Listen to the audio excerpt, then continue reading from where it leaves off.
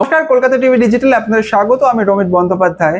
দেখুন, মানুষের চাহিদা সেটাই সরকারের প্রাধান্য হওয়া উচিত। হ্যাঁ, ঠিক কি তাই।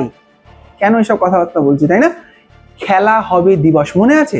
16ই আগস্ট খেলা হবে দিবস পালন করা হতো।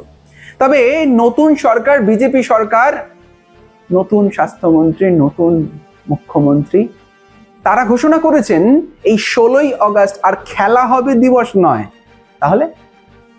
তাহলে যেটা দাঁড়াচ্ছে সেটা হচ্ছে আয়ুষ্মান দিবস, যেটা নিয়ে শুরু করলাম। মানুষের চাহিদা প্রাধান্য হওয়া উচিত সরকারের। আপনারা বিচার করবেন কোনটা প্রয়োজন, খেলা হবে দিবস নাকি আয়ুষ্মান দিবস।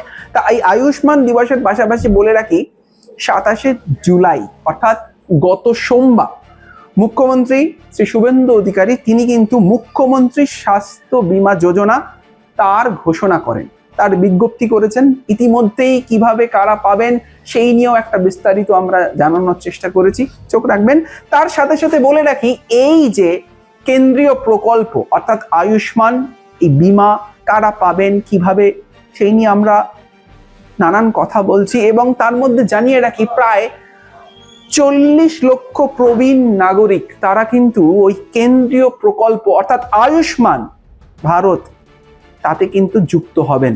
শুধু তাই নয়, আয়ুষ্মান দিবস যেটার কথা বলছিলাম, স্বাস্থ্য বীমা খুবই প্রয়োজনীয় হেলথ স্কিম।